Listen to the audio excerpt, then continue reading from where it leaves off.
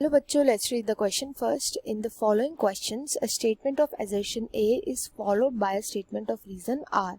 Assertion यहाँ पे बोल रहा है process of extinction is random and fast.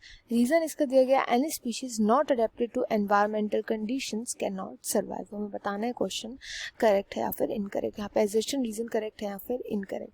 तो यहाँ पे की कॉन्सेप्ट यूज किया जाएगा एक्सटिंक्शन का, extinction of any species. Extinction का मतलब क्या होता है? जब कोई भी एक पर्टिकुलर ऑर्गेनिज्म एनवायरनमेंट से एलिमिनेट हो जाता है, एनवायरनमेंट में से एलिमिनेट हो जाता है, तो उसका जो जेनेटिक हेरिटेज होता है, उसके अंदर के जितने भी जेनेटिक हेरिटेज होता है उसका, वो भी कम्प्लीटली एनवायरनमेंट से एलिमिनेट हो जाता है. हर एक ऑर्गेनिज्म जो होता है उसका पर्टिकुलर एक लेवल होता है, एक पर्टिकुलर इंपॉर्टेंस होती है हमारे एनवायरनमेंट के अंदर. बट जो ऑर्गेनिज्म एनवायरनमेंट के लिए यूजफुल साबित नहीं होता, वो क्या होता है, इवेंचुअली वो एलिमिनेट हो जाता है. किस प्रोसेस के थ्रू? नेचुरल सिलेक्शन के थ्रू. नेचुरल सिलेक्शन बोलता है कि अपने चेंजिंग एनवायरनमेंट के साथ ऑर्गेनिज्म को भी अपने अंदर चेंजेस लाने पड़ेंगे. एंड जो नेचर के अकॉर्डिंग, मतलब जैसे जैसे नेचर चेंज हो रहा है, जो उसके अकॉर्डिंग चेंजेस नहीं लाएगा, अगर चेंजेस उसके अंदर नहीं आएंगे तो वो क्या हो जाएगा, वो एलिमिनेट कर दिया जाएगा बाय द नेचर. तो नेचुरल सिलेक्शन के थ्रू ज़्यादातर एक्सटिंक्शन देखने को मिलता है. एक्सटिंक्शन के और भी बहुत सारे रीज़न हो सकते हैं. इसके रीज़न हो सकते हैं ह्यूमन इंटरफेरेंस, जैसे यहाँ पे हंटिंग वगैरह हो गया, ये एग्जांपल हो जाएगा ह्यूमन इंटरफेरेंस का. ओवर एक्सप्लॉयटेशन भी इसी कैटेगरी में आ जाता है, ओवर एक्सप्लॉयटेशन किसी भी ऑर्गेनिज्म का.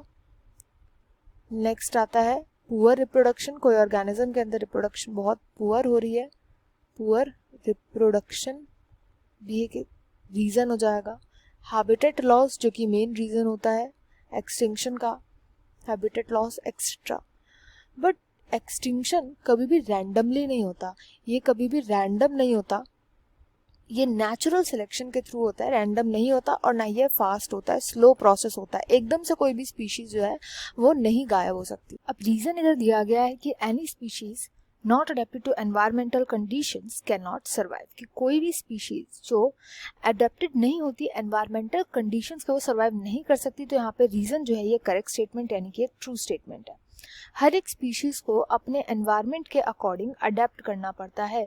एंड ये अडेप्ट करने से क्या होता है, स्पीशीज के जो सर्वाइवल के चांस है वो इंक्रीज होते हैं, बढ़ने लग जाते हैं सर्वाइवल के चांस. एंड इसीलिए जो भी स्पीशीज एनवायरनमेंट में अडेप्टेड नहीं होती एनवायरनमेंट से, वो एक्सटिंक्ट हो जाती है, या एनवायरनमेंट उसको एलिमिनेट कर देता है, नेचर उसको एलिमिनेट कर देता है.